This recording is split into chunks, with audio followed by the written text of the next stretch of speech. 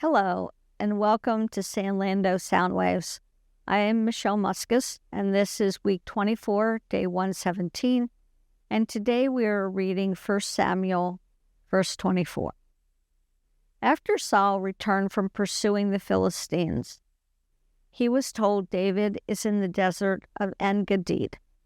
So Saul took 3,000 able young men from all Israel and set out to look for David and his men near the crags of the wild goats. He came to the sheep pens along the way. A cave was there, and Saul went in to relieve himself. David and his men were far back in the cave. The men said, "This is the day the Lord spoke of when he said to you, 'I will give your enemy into your hands for you to deal with as you wish.'" Then David crept up unnoticed and cut off a corner of Saul's robe.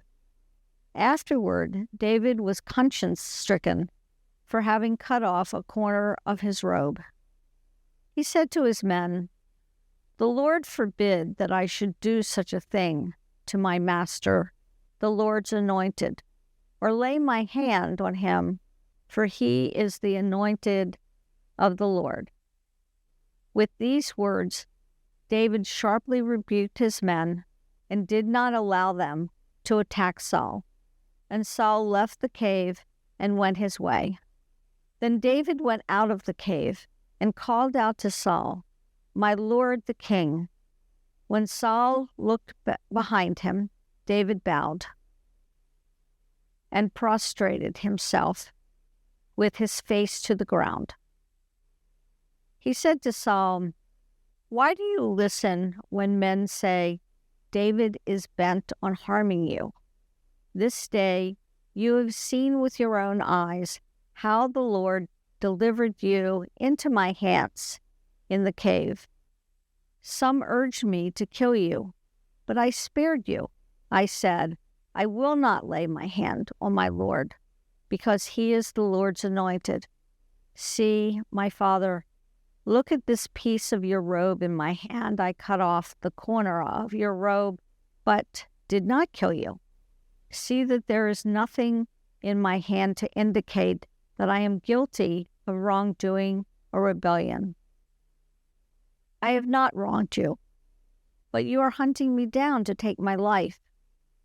May the Lord judge between you and me, and may the Lord avenge the wrongs you have done to me, but my hand will not touch you.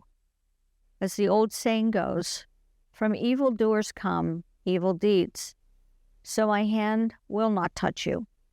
Against whom has the king of Israel come out? Who are you pursuing? A dead dog? A flea? May the Lord be our judge and decide between us. May he be considered, cause and uphold it. May he vindicate me by delivering me from your hand." When David finished saying this, Saul asked, "Is this your voice, David, my son?" And he wept aloud. "You are more righteous than I," he said. "You have treated me well, but I have treated you badly. You have just now told me about the good you did to me.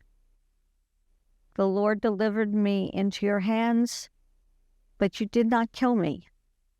When a man finds his enemy, does he let him get away unharmed? May the Lord reward you well for the way you treated me today.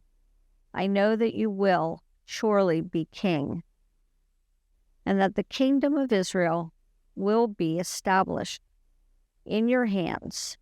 Now swear to me by the Lord that you will not kill off my descendants or wipe out my name from my father's family." So David gave his oath to Saul. Then Saul returned home, but David and his men went up to the stronghold. And now let us read and reflect on our 7 arrows.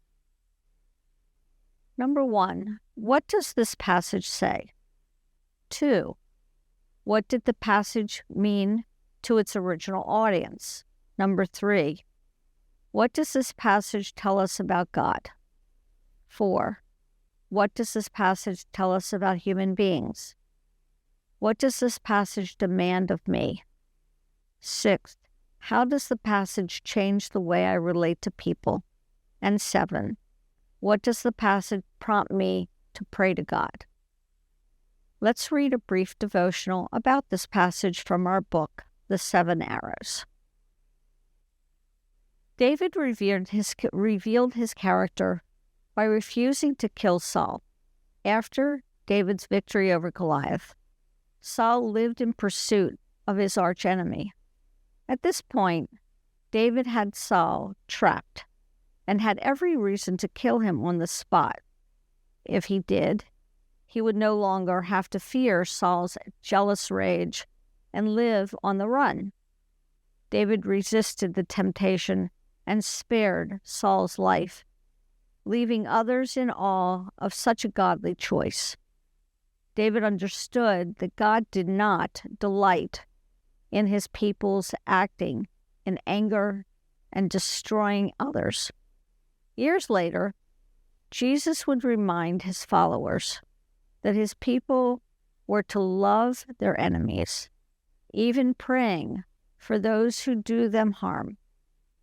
The type of love flows only from God's Spirit working in the hearts of his children, causing them to respond as David did.